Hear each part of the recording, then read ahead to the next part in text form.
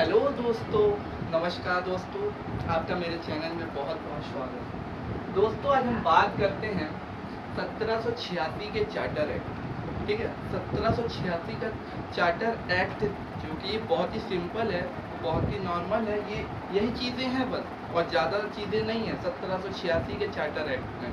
दोस्तों, आप नोट्स उठाओ और ये सब इम्पोर्टेंट लाइनों को आप लिख लो, क्योंकि आपके अनेक एग्जामों में बहुत ही सहायता प्रदान करें। दोस्तों, आज हम बात करते हैं पहले 1786 के चार्टर एक्ट। ठीक है, 1786 का चार्टर एक्ट क्या कहता है? 1786 का चार्टर एक्ट की बात करें तो इस एक्ट में जो पहले 1773 में रेगुलेटिंग एक्ट में, और उसके बाद जो है 1784 में पीट्स इंडिया एक्ट में वारेन हेस्टिंग गवर्नर जनरल थे। ठीक है, अब 1786 के चार्टर एक्ट में गवर्नर जनरल बदल गए। गवर्नर जनरल की नियुक्ति हुई कॉर्नवालिस की। ठीक है, इस एक्ट में कॉर्नवालिस के ही लिए इस एक्ट को बनाया गया था। 1786 का जो चार्टर एक्ट था कॉर्नवालिस के ही लिए बनाया गया था। कॉर्नवालिस को 1776 में ये नियुक्त किया गया इनको पद गवर्नर जनरल का, बंगाल गवर्नर जनरल का। ठीक है, उन्होंने पद धारण तो करा नहीं पहले। ठीक है, पद धारण करने के लिए उन्होंने दो शर्तें मांगी। ठीक है, पहली शर्तें जो थी, ये दोस्तों ध्यान दीजिएगा, ये बहुत इंपॉर्टेंट है। दो शर्तें मांगी। पहली शर्त उन्होंने ये मांगी कि जो बंगाल गवर्नर जनरल की परिषद थी, जो काउंसिल थी, हाँ, उसको उसके निर्णयों को, मतलब उनका जो निर्णय था, निर्णयों को ना मानने का अधिकार था। ठीक है, ना मानने का अधिकार इनको दिया जाए। पहली शर्त जो थी, जो गवर्नर जनरल की परिषद हुआ करती थी, उसकी बात ना मानने का अधिकार दिया जाए। किसको? कॉर्नवालिस को। ठीक है, कॉर्नवालिस ने पहली शर्त यही रखी। ठीक है,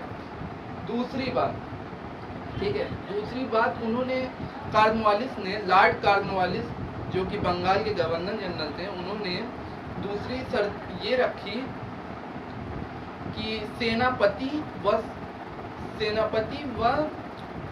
कमांडर इन चीफ का उनको पद दिया जाए। ठीक है, तब वो गवर्नर जनरल पद को धारण करेंगे। ठीक है, देखिए, लॉर्ड कॉर्नवालिस को सेनापति व कमांडर इन चीफ बनाया जाए। ठीक है, पहली शर्त जो थी, परिषद के निर्णयों को ना मानने का अधिकार। ठीक है, परिषद का जो निर्णय होगा उसको ना माने। दूसरी तो आप समझ ही गए, कमांडर इन चीफ या सेनापति का पद उनको दिया जाए। अब देखिए 1793 का चार्टर एक्ट। ठीक है दोस्तों, ये आपका कंप्लीट हो गया। 1786 का चार्टर एक्ट बस इतना ही था, इससे ज़्यादा नहीं था। दोस्तों, इसको ज़रूर आप नोट कर लेना, क्योंकि आपको बहुत काम आने वाला है। अब बात करते हैं 1793 के चार्टर एक्ट। ठीक है, 1793 का चार्टर एक्ट क्या कहता है? रेगुलेटिंग एक्ट में हमने बताया था, आप जाओगे मेरे पहले वाले वीडियो में, रेगुलेटिंग एक्ट हमने बताया है। उसमें 20 साल का व्यापार करने की अवधि प्राप्त की थी इन्होंने। ब्रिटिश संसद, जो ब्रिटिश ईस्ट इंडिया कंपनी थी, वो ब्रिटिश संसद से मतलब 20 साल के व्यापार के लिए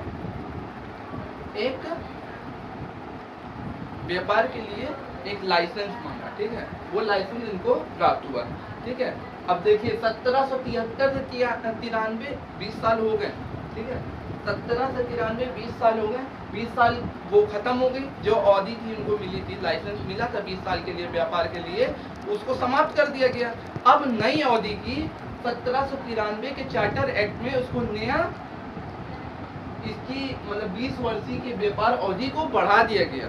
अब 20 वर्षों के लिए, मतलब 93 से अब 13 तक कर दिया गया। ठीक है दोस्तों, अब 1793 से लेकर 1813 तक इस चार्टर एक्ट को, मतलब भारतीय जो व्यापार थे उसको बढ़ा दिया गया।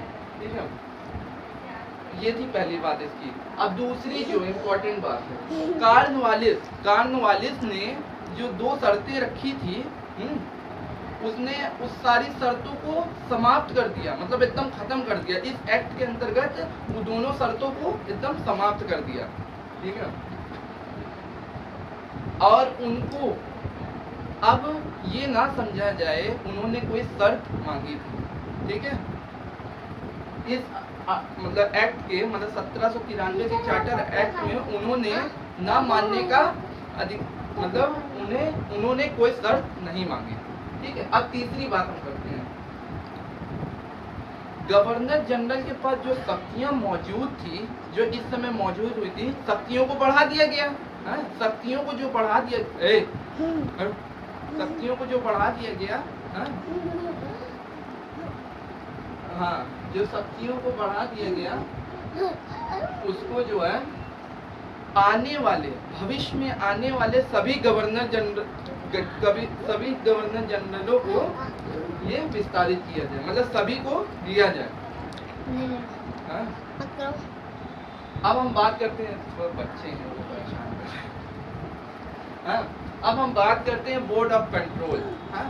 बोर्ड ऑफ कंट्रोल और बोर्ड ऑफ डायरेक्टर और ब्रिटिश ईस्ट इंडिया कंपनी के जितने भी कर्मचारी होंगे उनको वेतन भारत की राजस्व में से दिया जाएगा। बोर्ड ऑफ कंट्रोल और board of director, board of control को जानते हैं, नियंत्री बोर्ड, और बोर्ड ऑफ कंट्रोल डायरेक्टर जो था वो संचालन बोर्ड था ब्रिटिश ईस्ट इंडिया के कंपनी के समय में, ठीक है।